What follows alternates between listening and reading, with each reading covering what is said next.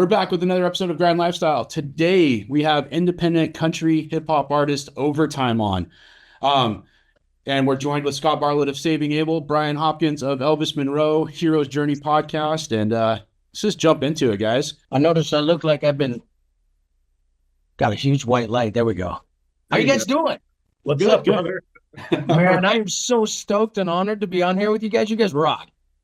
Thank you. Thanks for having me. Thanks for doing this. I was finally able to get you to come on. This is going to be fun. Like I told you before we started, I started following you years ago. I'm in Grants Pass, and you played a little venue called the Sound Lounge, sold it out super, super quick, and they moved you to, I believe it's a 550 cap venue, the Rogue Theater. Yeah, Rogue Theater. And you sold that out every time you come through. And then you recently just played the Rocky Tonk in Medford, which is, more of a Rocky Tonk bar. How did that happen? How did the Rocky Tonk show go for you? It went really good. Here's what I've noticed about like that area. They like to party. It's a lot of like blue collar, go to work type guys. But they're super patriotic, you know what I mean? And so what I noticed is that area, in particular, Southern Oregon and Northern Cali, is just dying for influences and influencers that, kind of represent how they feel. Because they're kind of, folks in that area kind of stuck between California policies and Oregon policies, but they live in rural areas. So it's like, your city policies don't work for us. So I've noticed that, that area in particular, Roseburg, we did Roseburg, Oregon, this tour as well. There was over 500. It was crazy. I never even knew that Roseburg existed. And all of a sudden there's like, we got a big room you can play. And I'm like, let's do it. Yeah. Yeah. You play up north, like Portland, Eugene area? We do, and kind of coming up, I did a little bit more. Like on this tour, we just did Bend, Oregon, which is really weird. Like I have a bunch of friends in Bend, so Bend used to be like we are here, and now Bend is like the rich Portland. So Bend is like very conservative, very leaning to the left. There's extremes on both sides. I've noticed. So the more north I go in Oregon, the little smaller the crowds are. So like we played at the Domino Room at the Midtown Ballroom. So we didn't play the Midtown Ballroom. Whereas if the Midtown Ballroom would have been in Grants Pass or Roseburg or Medford, that's where we would play there. So it's like, it's different. It's weird that I see it around the country. I do better with my formula, not being mainstream. I do better in the rural areas.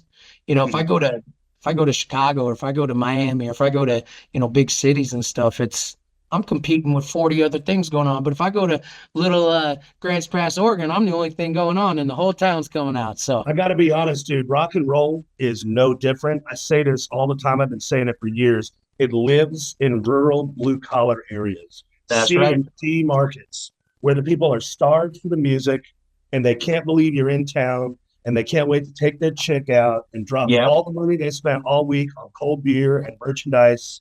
And that's right. And remind you that what you do is still important. It feels so good to play those small towns, man. The best. I will never not, man. I will never not play small towns. It's the best. They just seem more appreciative.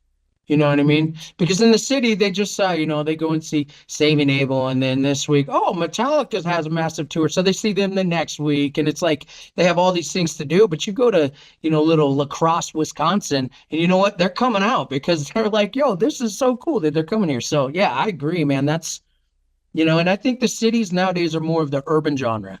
I think that's true. But do you think that's kind of how I feel. Like the mains, like the A markets? I think a lot of it is even your fans are going out to be seen by other people. Yeah. It's sort of like this mesh pot. It's like Memphis versus Nashville. Memphis is probably a C- market, in all honesty, which is wild because we're the birthplace of rock and roll. And this is where Elvis went, Yeah. But then you go to Nashville, and it's like I go to shows in Nashville all the time because it's only, 3 hours up the road. But everybody I see is dressed to the nines, even though it's a rock show, because we're all going to intermingle. And like, oh yeah, I was at that show, brother. And it's it's like a who's who contest. Yeah, and I'm not dogging that either because like this world needs that schmooze element too. I'm just saying it's refreshing to do the blue collar markets. You know what I noticed is like to be on the kind of the complete other side of exactly what you just said in the cities, because you're so right on that. When you go to these rural towns, dude, the guys are coming from work, bro. They still got their work boots on, at least at my shows. I mean, they're still covered in oil from the shop. Like, yo, man, we got off at 7, dude. We just came straight over. We had a couple beers. We're here now, though, And so you see that in the rural areas, but you're so right. In the bigger A markets, it's like a who's who party. It's like, you got to be important, and you're there to mingle and impress people, which I've always hated that aspect of life. Dude, I'm going on this podcast, going to be seen by tons of people, and I'm like, yo, give me a hoodie. I just want a hoodie. I don't need nothing. You know what I mean? I'm wearing my shorts. I'm doing the classic newscaster thing under the table right to show y'all. But yeah, you're so right on that. Yeah, y'all don't want to see other ways. We're all about t-shirts, hats, and shorts on the podcast here, man. It's like, that's right. Why? Yeah. Why sell out? Why be something we're not? It's like, there for a while during our meet and greets, my management called me and told me I had to stop wearing Crocs. Presentations, everything, right? They think like, that they think the fans want to see you're trying to get an endorsement from Crocs, dude. Fuck. Stop Croc and roll, baby. Dude, my kids got headlights on their Crocs, man. They're in. Nice. Yeah, the little battery powered is cool. Oh shit, my kids would dig that. I need to tell me where you got this. They're not paying me nothing, but I'm going to say that there's a company out there that has Croc attachments. Just find them on the internet. You can do your own shit. Man, that's awesome. Cool things, man, for anything. I mean, you can get Paw Patrol, you can get whatever it is. They got accessories. So you must have little kids, right? I've got a 4-year-old and a 2-year-old that are at home still. Dude, exactly mine. Yeah, I got a 4-year-old and a 2-year-old. All right, I got to get you on my other podcast, Dadcast, dude. We got to talk about dad stuff. But yeah, let's do that, bro, because that's my whole life. Like, my wife hates it because I come home from tour and she's like, "So I don't exist anymore, huh?" Just rolling around on the floor playing Hot Wheels, man. I'm with it. Oh, that's awesome. Where are you based out of? I'm in Montana. I'm in Billings, Montana now. I grew up in Western Montana. You guys probably are familiar with Missoula, which is pretty happening, bustling town in Montana. But yeah, so I'm in Billings now, and just Montana is Montana wherever you go. So that's awesome. I just was in the recording studio this past Tuesday with a good friend of mine who lives in Billings, Superman. He's a Native American Indian hip hop artist. Yeah, that man is just, bless him, bless his soul. He is amazing. That guy, I have looked up to him my entire career for the last 15 years. That's amazing. He's an amazing human. So know that that's just completely random. But Superman is. Have you ever seen him in concert? Yeah, I was just with him. We recorded on Monday. Okay. That's right. Recorded on Monday. He had a show on Tuesday. I went to that at the Palms. Then his wife had a fashion show. She was the headliner of this big event, fashion show, but it was indigenous. Fashion show for elders. It was super cool. It's the third time I've seen him. We had followed each other on social media, and then I went to a show of his like 3.5 years ago, and he called me Elvis, which is the name of my band, Elvis Monroe. Yeah, and I'm like, oh man, he kind of knows me, but because he doesn't know my name.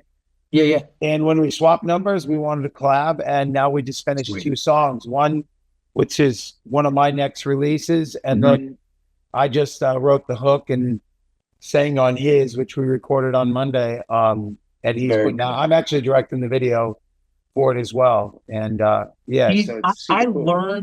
I learned how to command a crowd from watching Superman when I was coming up. Like his in-between song banter, his jokes, the way he, if he wants them to get up, things like, if you didn't take a shower today, stay in your seat. Just weird little things like that, man. I learned that from, he is, and he's an absolutely incredible human. So anyways, nothing but love for Superman. That's awesome, really cool you brought him up. That's awesome. You said Billings, and that's, and then think about touring through Montana. Is I've done Hammer, Helena, Missoula, Billings. There's one more. Great Kalispell or Great Falls. Great Falls, and there's even another one with an H. I can't remember because I'm like, this is small town. Someone walked in the diner, has an envelope, and said, "Did someone lose their rent?" and it's an envelope full of money. And I look around at my bandmates, and I'm like, That's Montana. we're not in California anymore. And because we were based out of Hollywood. And about 20 minutes later, someone runs in, did you find my rent? It's this much money. And they're handing it to her, hugging and walking up. I was like, wow, that was real people shit right there. Right. And the fact that everything is so far apart, it would take, I tell my guys, sorry, we got radio in the morning, can't stay in this hotel shower, we got to go because it's 6 hours to the next show. Yeah. And they're like, we're in Montana. I'm like, everything Still this is 6 big hours. country. Yeah. Everything's far apart. It's wild. And Montana has, so I live in the biggest city in Montana, which is Billings, and our city population is only 120,000 people. And I'm the biggest city. Now the county, Yellowstone County, is quite a bit more, but still under 300,000. So like the state has, I think, and it wasn't until COVID 2020, but the state just broke 1 million people in the whole state. I think we have like 1.3 or 1.4 million in the whole state. Well, some of you guys are in places like Memphis. You guys got 1 million people in that whole entire metropolitan area, I'm sure, right? And so it's like, it's different living out here. It's slow. And like if you take the whole state of Montana and you pick it up off the map, you can place it over Illinois, and it'll damn near touch Florida if you turn it sideways. It's a big state. It takes, you can go from one corner of Montana to the next corner, probably take you 14 or 15 hours to drive it. Yeah. Well, that's what I was saying. Like everything is so far apart, and touring through there. It's like, sorry, we got to Let me ask you this. Growing up there, how did you end up doing what you're doing now? Let's get into that. Totally. So it was all an accident. Basically. So I grew up being like a sports kid, farm kid, tough kid playing football, tough baseball player, physical basketball player, right? It's kind of how all of us are out here. There's really nothing else to do but to get good at sports or hunting, fishing, shooting guns, stuff like that. I was really good at baseball and was going to pursue that actually pretty seriously. But my senior year, I ended up getting hurt. So I couldn't, I was a pitcher. And I ended up tearing up my elbow. And so my family couldn't afford, we didn't get surgery for me. So I've never thrown a ball again. But so everything kind of went downhill. My life started spiraling out of control a little bit.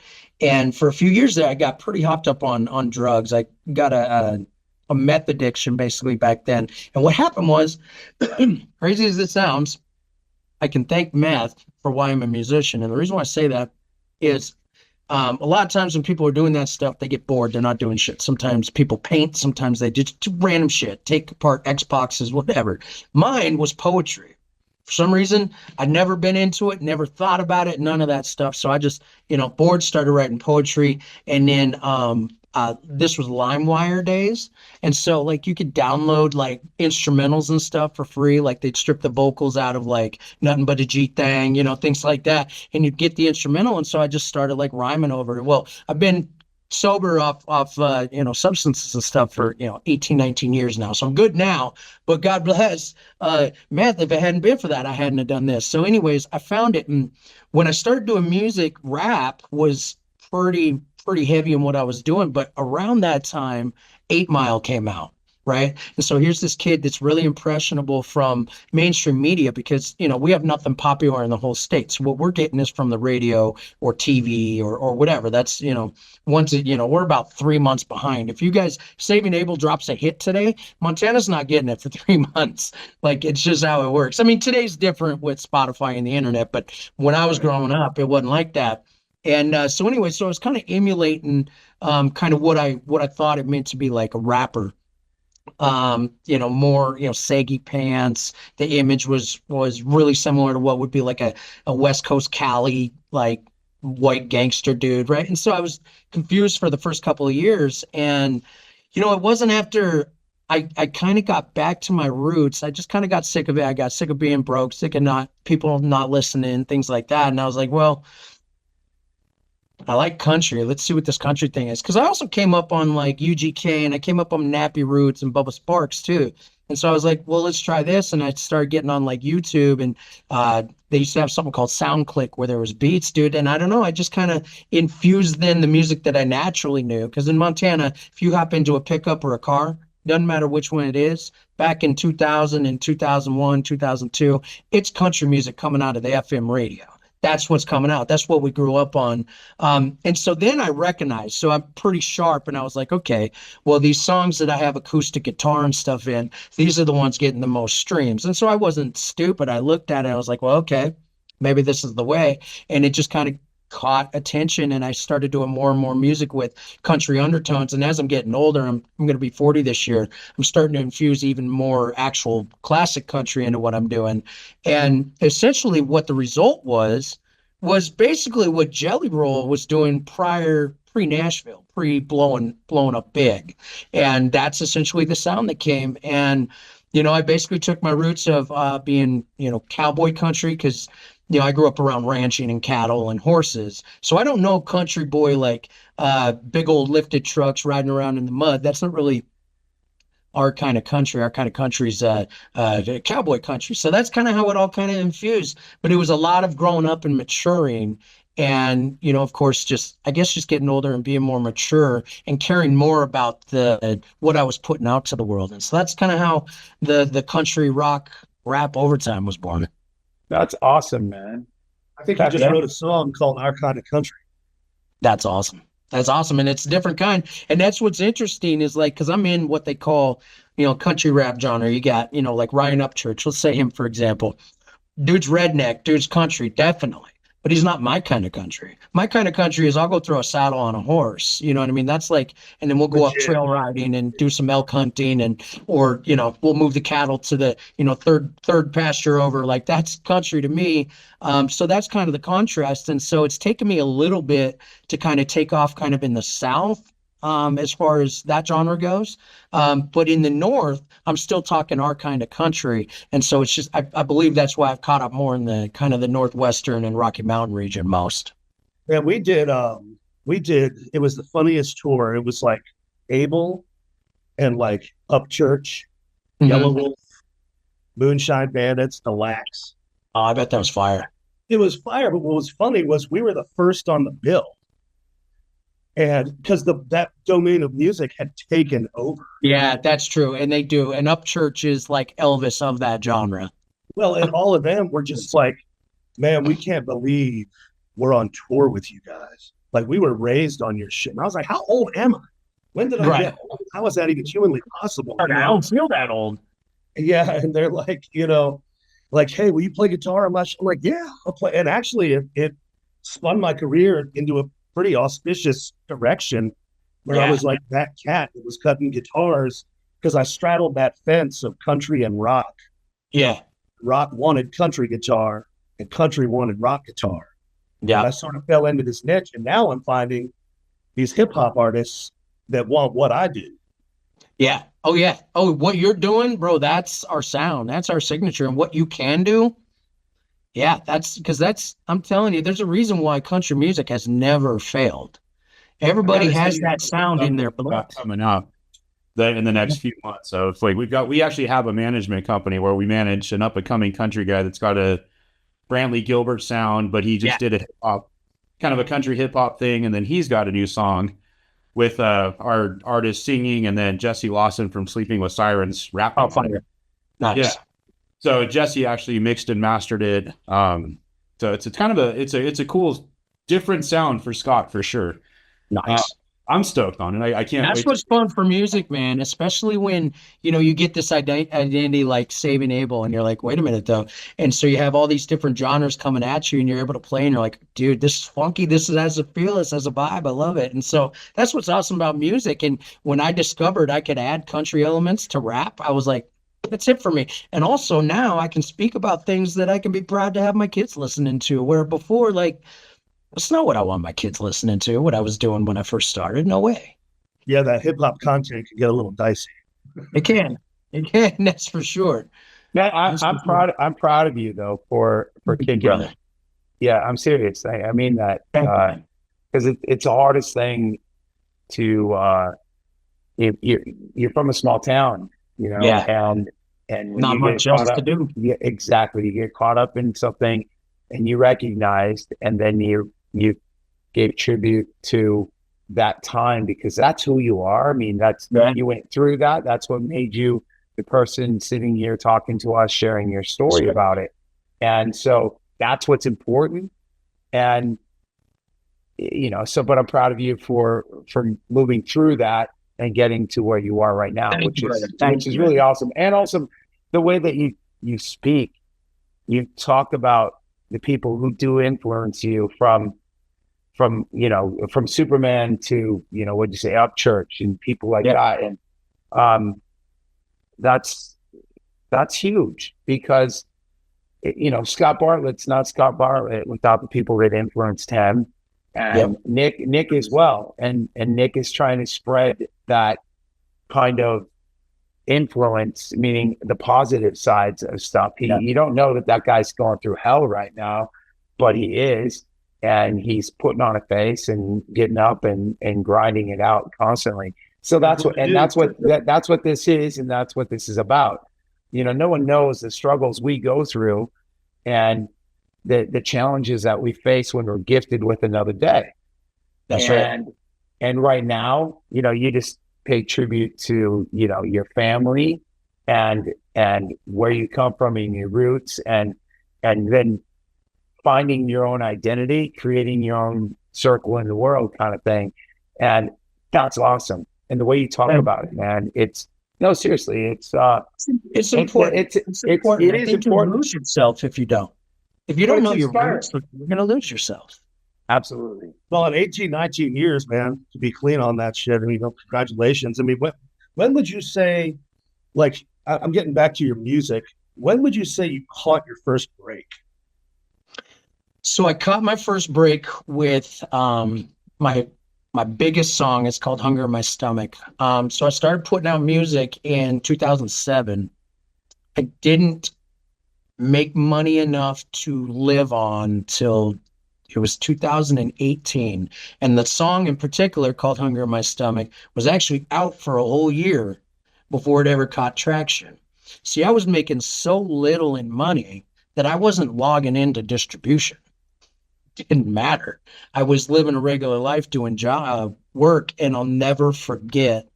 It was my birthday, and it was 2018, and I logged into my distro because it's the end of the month. It was right before, it's December 28th, so right before rent and all that shit. And I was not doing too good.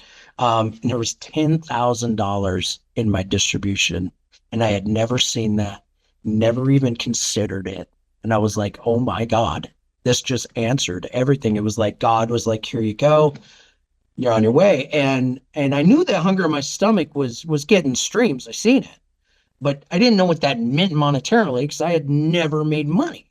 Mm-hmm. I just used the distro to put it on the internet. That's, that's all I did. It was CD Baby. And so much so I didn't even have a payout set up with them. So that's why it was still sitting in there, because there was no payout. And I was like, okay, well, let's enter this. And dude, it didn't stop. And everything continued. And it was at that day, I mean, I'll never forget, I was in a trailer house, dude, in Montana in the middle of the winter, and it was a snowstorm. And when I got out of bed that morning, so there was like this spot in my floor that was super weak. Dude, no shit. I stepped out of bed and I went through the damn floor, and I'm renting it, right? And so my foot's through the floor of this trailer house in the bathroom. And I'm like, oh, this is going to be a good day. So I went to work and I came back. I called the landlord. I was like, yo, we got a hole in the floor. And it's like, the winter, can you yeah, we'll get to it. Dude, they still never fixed it, by the way. But anyways, I'll just never forget that. So I got home from work, and that's when I logged on, and I was like, dude, and it took about a week for the money to get back. And dude, I was shopping for a new, it was like a 2-bedroom house instead of a trailer. Like, you know what I mean? Because I was like, I got first month's rent, I got last month's rent. Let's go. I can do this. But that was it, man. That was it. And I was touring at the time, but I was a weekend. Changed everything. Like you said, I think it took like 10 years to get to that point, and then all of a sudden it just flipped. Yeah. All the hard work. So you were grinding it out. How many shows a year were you doing? At that time, I was only doing about 40 or 50 shows a year. And they were really regional, but they were small. I mean, there was, 40 people at the show or 60 people at the show, or, they were small, but I was grinding it out. And kind of think one of the things that is really important to note is I've never signed a deal. I've never had an investor, and I've never had management. So basically, so little of people gave a shit about a musician in Montana that I was the type of guy where it's like, okay, well, I want to start a company. How do you do it? And so I just started researching labels, like what are labels? What do they do? What is distribution? What does that do? What is ASCAP? What are all these performance, right? And I just started doing micro learning basically on YouTube and started learning a bunch of stuff.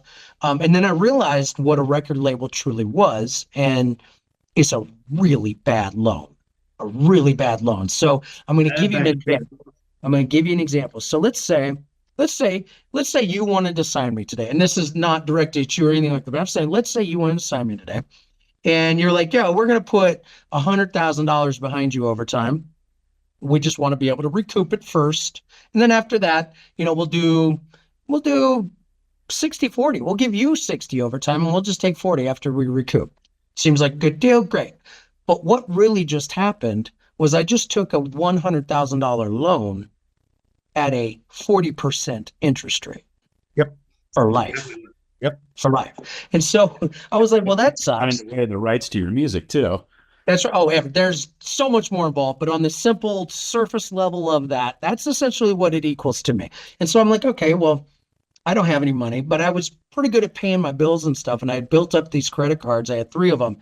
One was for 10,000. I got, it had a limit of 10,000, and then 2 of them that had a limit of 5. And I was like, okay, well, if I were to sign with a label, what do they do anyways? Okay, well, they run ads, they do this, they do that, they pay for these placements. And so what I did was I went on a crash course on how to do social media marketing. So working on the Meta platform as far as like, Facebook ads. It used to be Facebook ads. Now it's Meta ads, Google ad platform. And dude, I basically have a degree level of knowledge in running ads. So I was like, okay, well, here's what we're going to do.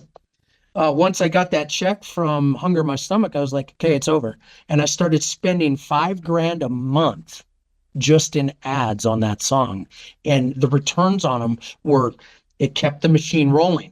And so now I have 10K a month coming in. So I'm like, okay, well, I've never seen that. Let's go ahead and keep spending 5 of it a month. So I'm living on 5, and I'm taking 5 of it and I'm pumping it back in.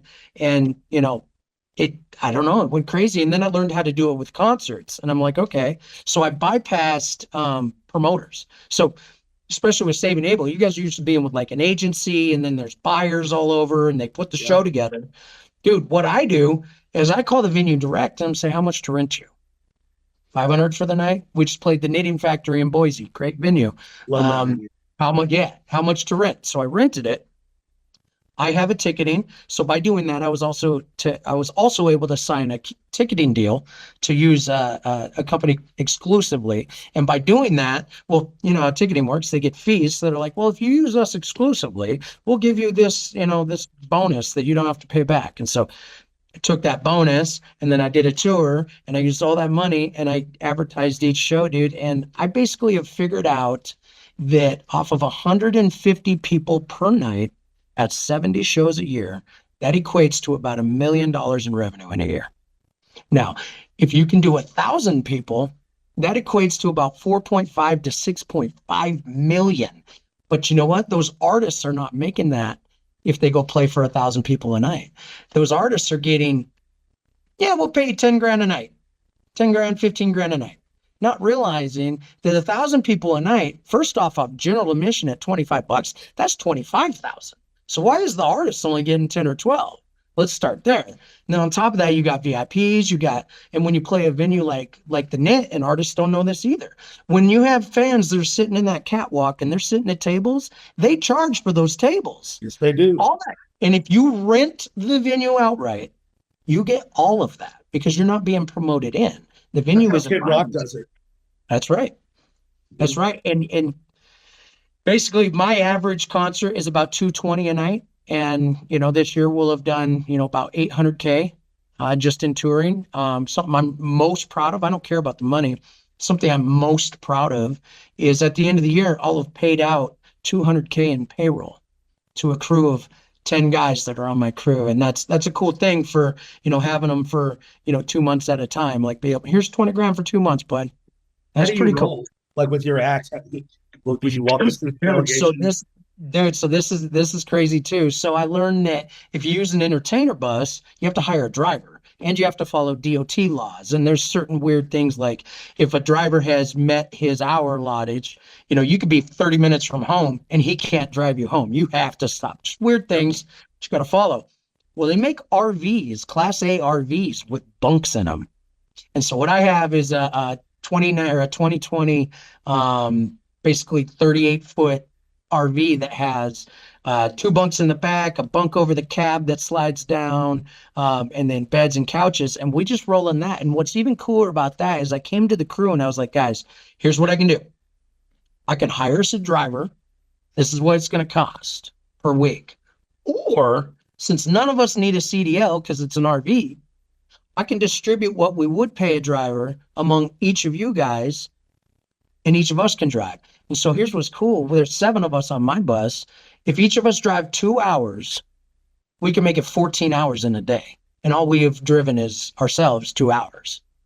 And we get to bypass laws. We get to drive as far as we want, as many hours as we want, and it just works out. And the loan is through my business. And so I get it as an asset deductible as a depreciation tax credit every single year for 7 years. And so it's like, I don't know, man, it's RV's the way to go, dude. Entertainment. Yeah, dude. Yeah, we just did that. And same with Rick Monroe. He's got one of those sprinters with bunks in it. You just rotate out and you have 3-4 people. Everybody drives 3 hours. You sleep when you're not driving. I mean, also though, like who are your personnel? So what I have is on our bus, we have a tour manager who basically runs everything. He's also my salaried assistant. So he's with me Monday through Friday.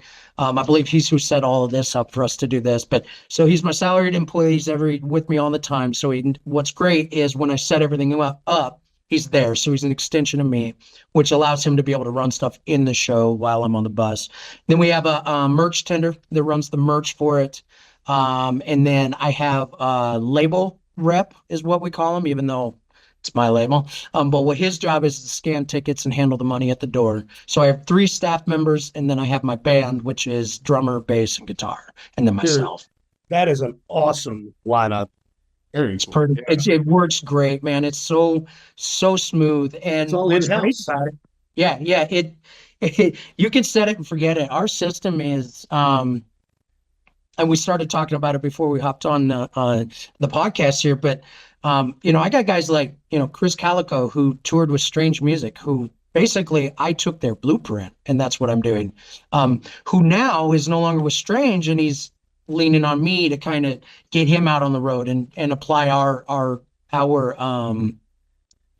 formula that we're doing basically. Because I don't know, I guess it's pretty flawless, man. We come in this entire tour I've been on, I have not been more than 3 minutes late on my set time the entire tour. That's how smooth it is. And what's cool is the way we run our group or our crew, the openers, like the tour acts that come on the road with us,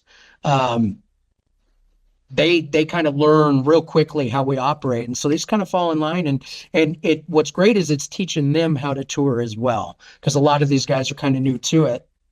And the way we run things, dude, what's even cool, the coolest thing about it is every member of the show gets paid. So in this industry, a lot of times you'll have acts that are on a tour, even the first act, they have to buy onto a tour. Mm-hmm. On my tours, they're on my payroll because I don't want them worrying about anything. I just want a good quality show, start to finish. And since I don't have a promoter middleman that I have to cut in and give 40% or whatever to, that allows me to be able to pay all the way down. On top of this, I also pay each opening act $5 per head each per VIP. And the reason for it is because VIP starts at 6 p.m. Well, the first thing they're going to do when they come in through the door is they're going to cycle through merchandise, and they're going to need to be entertained. Well, the openers are typically in there. I'm on my bus at this point. I've just done sound check. So they're entertaining them before I get in there. So they're doing something for me. And also, I'm able to market that they get to meet the openers as well. So that to me is worth $5 a head.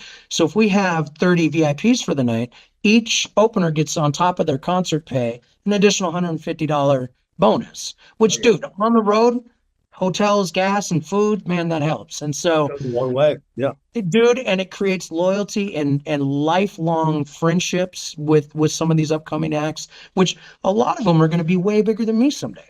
Like my guy Big Murph that's on the road with me, dude, that guy's going to be huge, but just hasn't had his chance yet. But like, you just get to maintain those relationships, and it eliminates any funny feelings, right? Because it's super transparent. Like, I'm one of those guys where my merch tender knows what my drummer's making. My drummer knows what the first opener's making. The second opener knows what my guitar player's making. I just lay it out there. I'm like, yo, so none of us can ever, like, here's why you get this, here's this. And then it's just super transparent. And our crew is so solid because of it, because there's no, like, there's no weirdness. There's no animosity. There's no trying to get somebody's gig. Yeah, that's amazing. Yeah. It's cool, dude. It's what we've built is really, really good and really smooth. Truly inspiring. Wow, bro. Truly. Like, Thank you. Scott, like, This is awesome. Yeah, I feel like I've just gone to church, bro. Yeah. Dude, praise, and all credit to God, man. And I'll say that everywhere in the world, man. He works in my life, and it's funny. You was talking about a minute ago. You were talking about how the world doesn't really know what people are going through, and I'm sure you guys don't know this, but 2 weeks ago I just lost my mom, and it was super all of a sudden. I was actually at a meet and greet in Tempe, Arizona. I was actually walking into the meet and greet when we got the call, but she had a stroke. And so I was like, well, what do I do? And so I was going to continue to do it. And then like 30 minutes later, they called and said, well, she had another one. You better go home. And I'm like, so we had to move some stuff around. And I went home immediately. So that was just 2 weeks ago. And then a few days ago, actually, one of the guys that was a member of my crew this spring, who couldn't tour this fall, he was on our bus and everything. He crashed his motorcycle and he died few days ago. So you're so right. And I bring that up to say this. I think I have a responsibility to those that have changed my life and continue to feed my kids and take care of my wife and my household and my crew by listening, buying their tickets, buying the merch, to be an example of, life is very hard. But at no point do we give up and start feeling sorry for ourselves. We don't quit. We don't throw in the towel, and we push through because life isn't easy. And so that's kind of who I am right now. And I don't know if I'm stuffing it and, pretending right now. I don't know if it's just, I just haven't dealt with it, but it has really felt like the right thing to do, especially the fans. They all know of all this stuff, of course. So, they come and now now the stories around like, people that we lost. And I think it's healthy to share that stuff. So anyways, I brought that up because you hopped on here again. And I was like, well, that hit me when you said that, because each of us go through life and, we've gotten to the point where we just put through. Yeah, I lost a good friend on Thursday. And so I just surrounded myself through, with friends and everything. And, so yes, I agree with you. It's been. I was actually I was in the back of our tour bus, which we named after my mom when she passed away. So I definitely hear you, and I stayed on tour because I figured that's what she would have wanted. That's exactly why I'm still on the road, bro. Scott and I were just talking right before we got on the podcast about this whole thing too. Guys, like, there's a stigma with us where we just don't talk about shit. We bottle it. And Jared from Bowling for Soup has become a pretty good friend, and he's like kind of changed my mindset on that of talk about what you're going through. He seems like the happiest guy on the planet. He's going through crazy stuff and he talks about it, gets it through it. So I've been practicing that and just kind of using my platform on social media, the podcast. Yeah. It's helped quite a bit. And I'm hoping that it reaches somebody else. Like, hey, it's okay to not be okay. Like, it's totally okay. And just talk about it. You'll get through it. Lean on your friends. Brian said I'm going through some crazy stuff, and I text Brian every now and then. I talk to Scott 20, 30 times a day, it seems like. So, but Yeah, it's important. And my wife, she's a mental health nurse practitioner. So she's really big advocate for, your mental health, and your mental health is so important, and especially when you got little ones. Man, those kids are going to see how you deal with things, and they're going to grow up and deal with them the same ways you did. And so, are you an angry guy? Are you a yeller? Are you a slammer of things? Are you how are you in your household? And these last few weeks have been really testing and trying.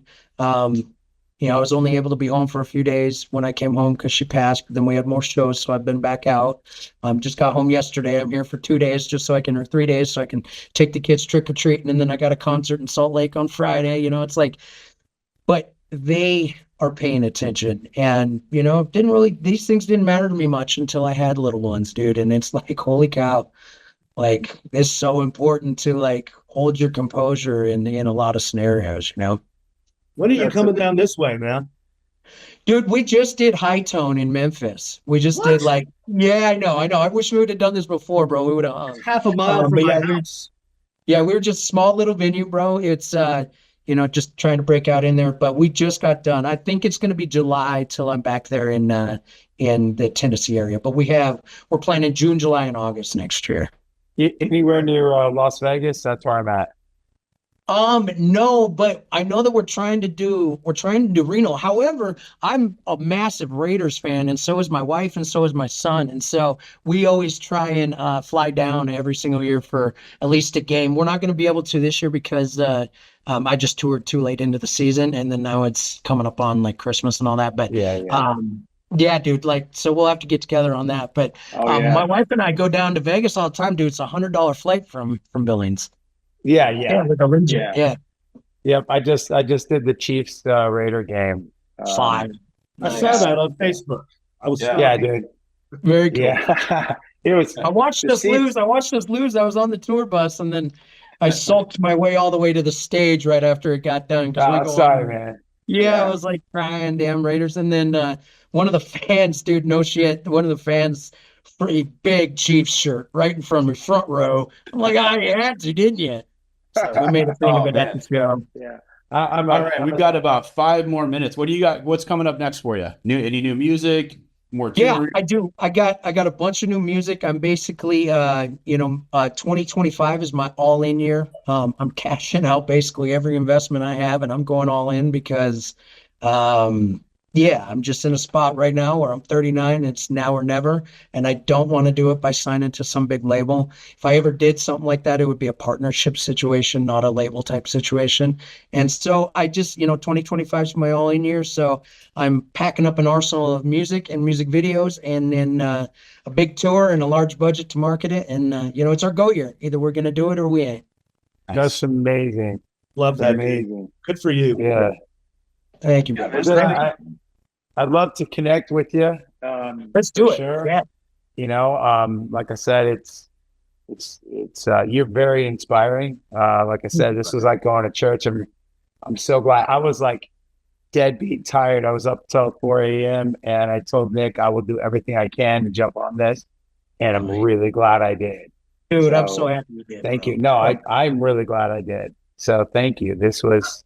Yeah, I'm gonna send you some guitar grooves to kind of flow. Dude, please. I would love that, bro. I would love that. Let's work, man. I'm a fanboy. Like I'm keeping my cool, dog. Keeping my cool. I'm a fanboy, dog. So it's just know that. But I'm trying to keep my cool here. I got 1 billion grooves in this thing, man. So I'm gonna send you some. What up, everyone? This is Jesse. Thank you so much for watching today's episode. Sorry I couldn't be a part of it. Was off doing some advanced training. Big shout out to Overtime. Absolutely killed it. Can't wait to have him back. There will be a part 2. Do us a favor. Head over to his socials. Give him a like and a share. Do the same with ours. You can search any platform for Grind Lifestyle. Until next time, have a great holidays. I am Jesse. I'm out.